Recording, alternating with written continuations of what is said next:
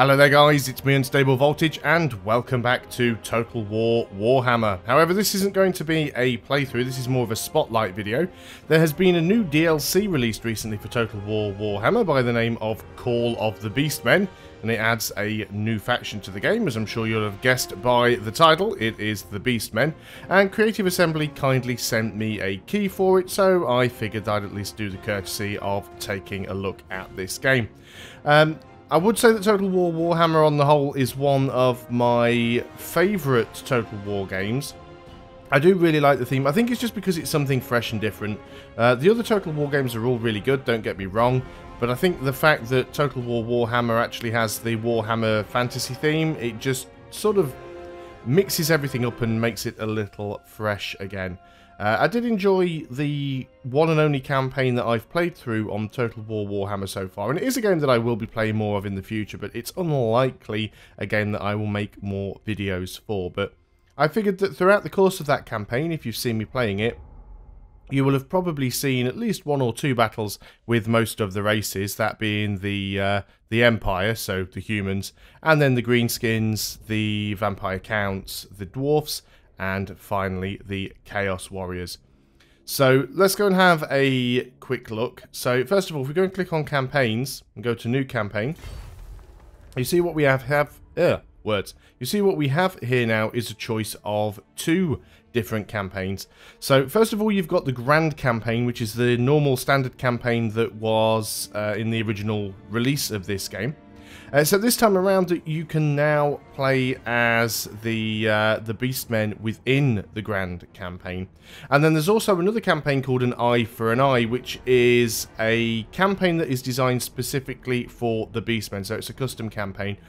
This is fairly standard for the Total War games. They all generally work in this way. There's a Grand Campaign where most of the factions can all fight it out amongst one another. And then when they add additional factions via DLC, they normally get their own little mini campaigns as well. Let's go and start by having a look at the Grand Campaign here. If we hit continue, you actually see some information here about the race mechanics. Now, if we go and click the Beastmen, which is the one I should have been on. So first of all, you will notice that the Beastmen are a horde army, so they work quite the same way as the as Chaos do. That being, they don't actually have any settlements of their own. All upgrades are applied directly to each army or horde, and they gain all of their income from looting and sacking villages. They also do get some penalties for positive diplomacy with other nations. So the idea with Beastmen is you don't want to do anything nice. You don't want to ever declare peace or go for non-aggression pacts and things like that, as it says strong diplomatic penalties with almost all factions, and they cannot trade either. So that's their main thing there. We'll have a look at all of the units in a moment. If we look at the victory objectives, of course, as always, you've got the short campaign and you've got the long campaign. So if we look at the long campaign, you've got to raise or sack 50 settlements as opposed to 25 on the short campaign. You've got to earn the following amount from raiding, so that is 20,000 gold or 10,000 gold on the short campaign. And you've also got to destroy all of the following factions, and if you look at all the following factions, it's pretty much most people. So you've got the Empire, Bretonia, Avaland, Hochland, Midland, Nordland, Osterland, Ostermark, Sturland, I'll never get this one right, Talabecland, Wissenland, and the Dwarfs. So it's literally all of the human factions. There are a couple missing actually, like Tilia and whatnot, but yeah, most of the northern factions and the Dwarfs. And win the following battle, the Fall of Man. So there's a very specific end game battle there. Pretty much the same thing with the short campaign victory, except you don't have to defeat the dwarves. So let's go ahead and have a quick look. We will go in, and as always with most of the factions, you get to select your lord between two different lords, and they start with some different units, so you can pick whether you start with Kazrak the One Eye or Malagalor the Dark Omen. and they have some slightly different effects as well. Now you can see down here where they actually start on the map. They start down here in Estalia, which is down near Tilia. So if we go ahead and just sort of start the campaign, I'm not really going to play any of the campaigns, I'm just going to go ahead and skip through the intro there.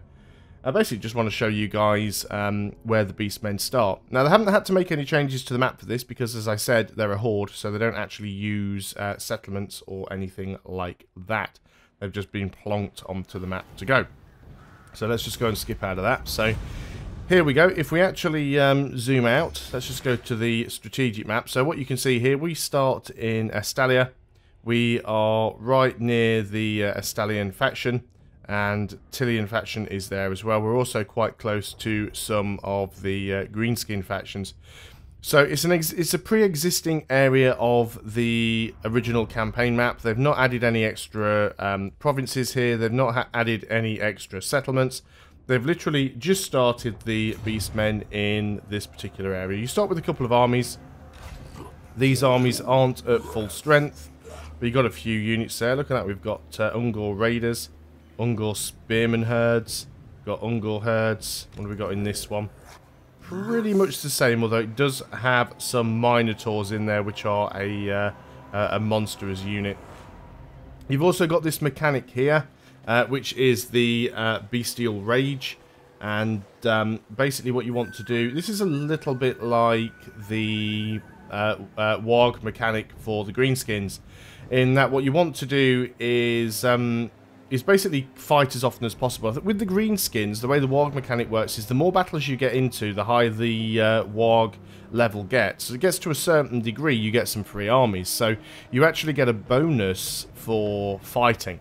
The way the Bestial Rage works is more of the opposite effect. So if you don't raid and battle enough, your Bestial Rage will drop. And if it drops low enough, you start to get infighting in your faction. So so it works kind of the opposite way to the Warg mechanic, in that with this, you get penalised for it being low, whereas with the Warg mechanic, you get rewarded for it being high. And as you can see, you've got horde growth, so you actually grow the horde itself, not the settlement. And you will see that when you have an army selected, you've actually got the building panel here. So if we go ahead and have a look at the building panel, and we can build things like increasing the size of the horde. Then we've got the dugout, which is basically our sort of training ground for normal units. And everything that you build is built directly onto the army itself, and that will apply to all of the armies you have. Of course, there is the tech tree. This is the tech tree for the Beastmen.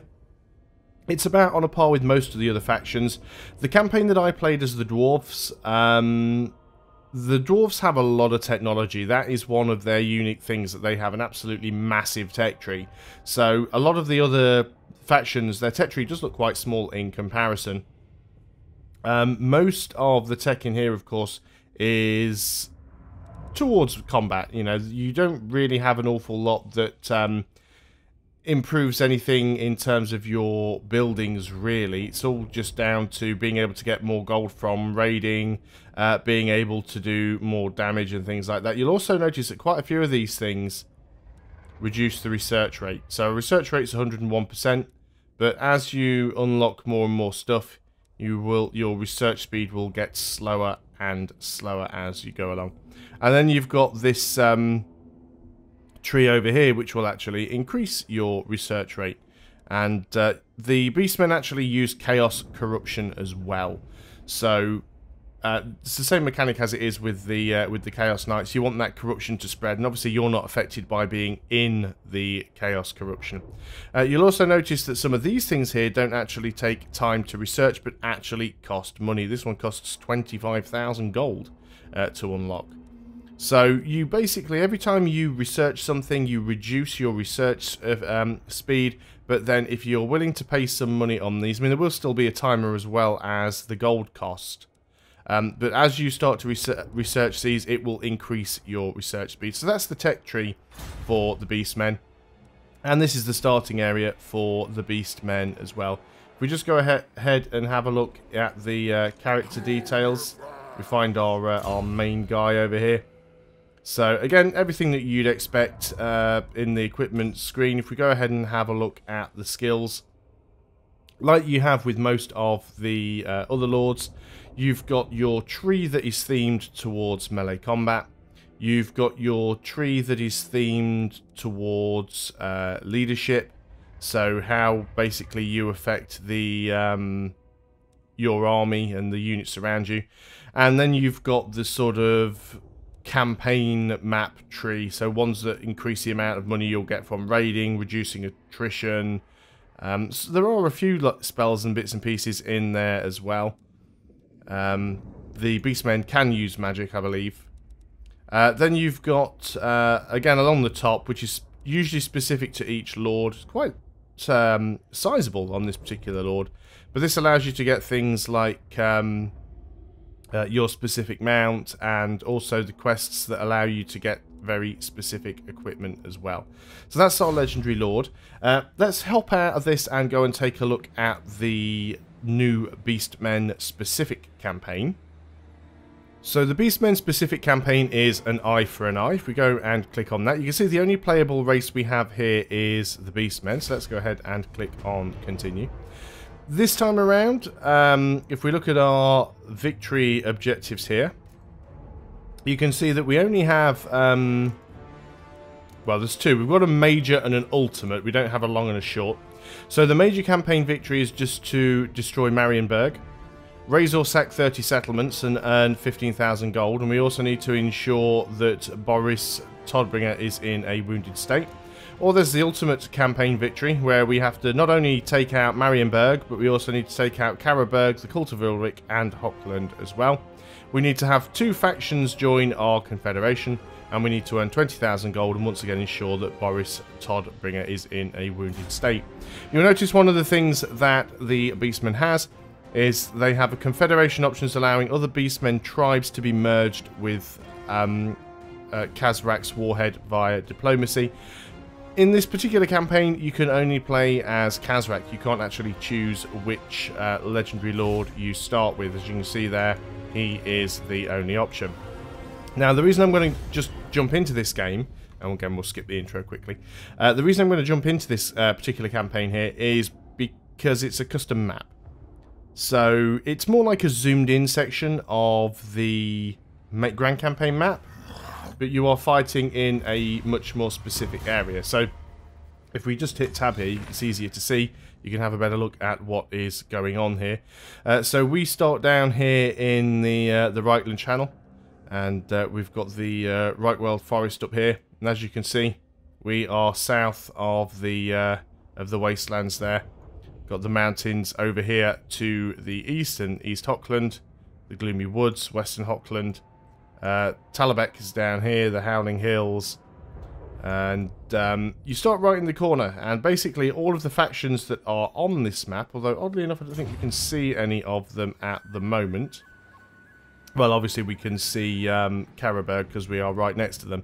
And you basically just start in the middle of Karaberg with one army. It's a little bit larger. The horde's a little bit larger than it is in the Grand Campaign to start with. But yeah, pretty much all you have to do on this campaign is just sort of spread out and kill all those Humies. So I might have a go at that at some point. Whether or not I make a video of it, I will have to decide at the time. But before we finish this video, I'm going to just quickly jump into a skirmish battle so we can have a look at some of the Beastmen units. So first of all, let's go ahead and change the CPU so they are playing something else. Let's give them the dwarfs, for example. So we definitely want to be playing the Beastmen here. So as you can see, we've got a few legendary lords to choose from. We've got Malagor the Dark Omen. We can pop him in there for a laugh, actually. Just see what we can get from him. He has a few abilities. He has a Hex that reduces the enemy's leadership. He has his Unholy Power that increases his Winds of Magic power reserves and the recharge rate. He also has the Bestial Surge, which gives more speed and vigor. It's actually map-wide as well. And then we've got the Arcane Conduit, which again increases his magic output. So there's also some other heroes in here that we can pick. You've got things like this is Gorbel here. Not too sure if this thing will actually pop up. It's just this is Gorbel. He's a melee specialist. And we've got these guys in here as well. These are mostly shaman. So we've got Death, Beast, and Wild Shaman. So we've got our infantry units. Some quite basic. So we've got our Ungor Spearman herds. And then they've got the Spearman herds with shields. Just normal herds. Got Gore herds. And you've got Beastie Gore herds. Let's see how many of these we can actually get in. So let's go ahead and drag some of these guys in. We want to try and see as many of the different units as possible, if it will let us. Obviously, there is an upkeep cost. Missile infantry, very, very short of missile infantry to choose from. Very much unlike the dwarves. We've only got the Ungor raiders.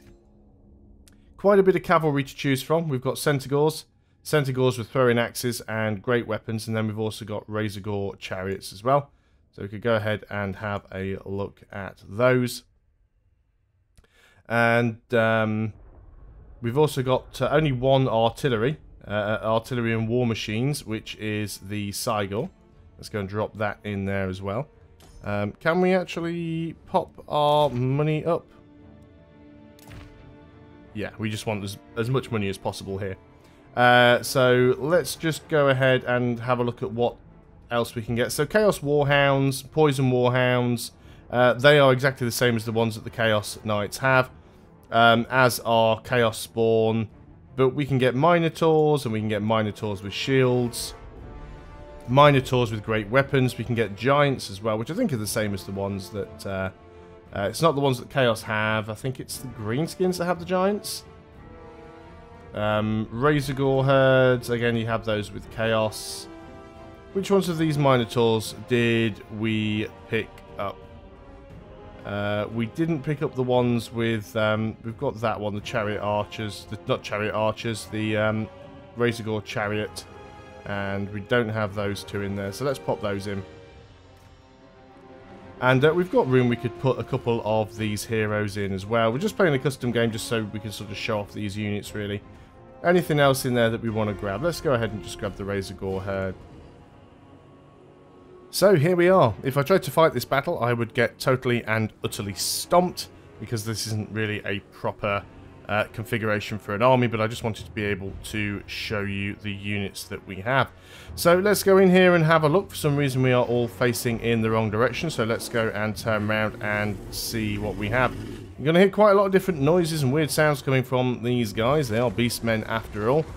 This guy over here, this is our Cygor. This is our artillery guy. So basically he is a, well, a Cygor is a combination between a Cyclops and a Minotaur. Basically he has a big rock and he will chuck boulders at the enemy. That's what he does. He is a rock flinger. Over here at the back on this side we have our Razor Gore herd, which are basically just sort of boars. Very spiny boars. They will run at the enemy. They are one of our cavalry units. Let's keep having a look around the back here. So we've got over here some of our monstrous infantry. These guys over here are our Minotaurs. So they look ready for a fight. So it's like we've got some Minotaurs over here with shields. So pretty much the same units, except they are more highly armoured. We have over here our Legendary Lord. So as you can see, he actually has a decent amount of spells. He is a magic user. Standing next to him is the Beast Gore herd. So these guys again, just sort of smaller versions of Minotaurs with axes. Over here in front of him, we have Gulbor. He is one of the hero units. He's a melee specialist. Wouldn't really want to mess with that guy. He looks quite fearsome. We're back over here to our Minotaurs with great weapons. Here at the front we have our Ungor Spearman herd. So these are basically just your pikemen, anti-cavalry. Behind them we have our giant. Now look at this guy. This guy is very, very menacing looking. I wouldn't like to have to run into him on the battlefield. We'll go ahead and have a look what else we have over here. So we've got one of our shaman. This is our Brace Shaman, or Death Shaman again. He is a high magic user. And then over here on this side, we've actually got the Ungor Spearman herd with shields. So a little bit more armoured. Over at the back here, we have ourselves our Razor Gore Chariot.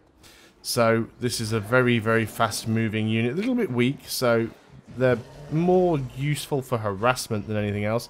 Over on this side, we've got the Centigores. These are the great weapons. So we've got a cavalry melee unit here. Very, very powerful. Very, very fast. Then over here on this far flank, we've got our one and only missile unit, which is our Ungor Raiders. Just a very, very simple archery unit. Got our Ungor herds at the front here. We've also got our Gore herds. So these guys are pretty much just like, these are the goatmen. The Ungors, I believe, are like a cross between, I think they're goatmen and humans, actually. They're definitely a cross between between two things. So they're half goat, but the actual, the Gores are the goats. I'm not 100% familiar with my Warhammer lore. I'm a bit sketchy on the bits and pieces that I do remember. And then over here on the extremities of the army, we've got our Centigores. These have throwing axes, so they are melee units, but they have some ranged ability as well. And then over on the far side, we just have the standard Centigores. Let's go ahead and zoom out. We will start this battle, even though I'm not really going to fight it, because we're going to lose anyway, as soon as the dwarves arrive. But it would be nice to actually show off what this guy can do. And there we go. You can see already, before anything else even happens, he's hefting rocks up at the dwarfs. So he's got an endless supply of rocks. Well, he hasn't really. He does use ammo, just like any other artillery unit does. But he will constantly find these rocks. He'll pick them up, and he will heft them across the map. If we get really lucky, they will pile into a massive group of dwarves and just leave them as a bloody and battered mess on the ground. Always nice to do, because the dwarfs are damn annoying. They are heading towards me with gusto. There goes another rock. Fell a little bit short that time. Look at this guy coming in with his hairdo. And yes, I know that's part of his headdress. Come on, can we get another rock, please? Throw that rock. Let's follow it. Let's see where it hits. Oh, no, he overshot it. We're obviously starting to take damage now anyway, because they've got their gyrocopters in here. But we can start moving in with our fast units. We can start moving into run. We can use things like our giants, go and really sort of pick on their, harass their leader. This is actually a battle that I might have been able to win if I was, you know, sort of playing it properly. We've already got one unit here that's starting to break. And they've got their organ guns at the back. These flame fire drakes, they do so much damage. They are just absolutely absolutely immense. See these gyrocopters getting in around the back. Quite hard to deal with when you don't have any missile infantry, when you're playing as the Beastmen. But as you can see, the giant is getting in there. He's doing a fair bit of damage. He just runs in and sort of, oh, that's a lot of charges coming in there. That's probably going to take that giant straight out. I'm guessing those, what have we got firing there? Oh, your Trollhammer torpedoes, thunderous torpedoes. So yeah, he will go down pretty quickly in there. But that's the Beastmen. They're quite an interesting faction. It's another horde. I'm not too sure how much I like the horde mechanics on factions, because I did always like expanding my territories by taking settlements. But I guess it was one way to get around not having to edit the campaign map, really, because you don't have to add additional settlements for those particular, for the new factions. So I think it's going to be an interesting campaign to play, and I do like the fact that it has its own individual campaign as well. I really do like the units. You know, it's that they've got some very interesting units that they really do focus on fast-moving units, cavalry units, and monstrous units. So they do have some magic users in the form of their heroes and some of their lords. They don't really have any ranged units, so they're quite like the vampire counts in that way, because the vampire counts don't have any ranged units at all. At least the Beastmen do have some. Yeah, I think they're probably going to be one of the preferred races, those and possibly the vampire counts. But I just wanted to show you guys. I mean, I was given the key, and I figured that maybe you guys wanted to see what you actually got with the DLC. So you get a completely new playable race. You can play them in the Grand Campaign, and you can also play them in the skirmishes. And you also get a brand new specific campaign to the Beastmen where you have to go and kill a lot of the humans. Hope you've enjoyed this video, and I will see you guys next time. So until then, goodbye for now.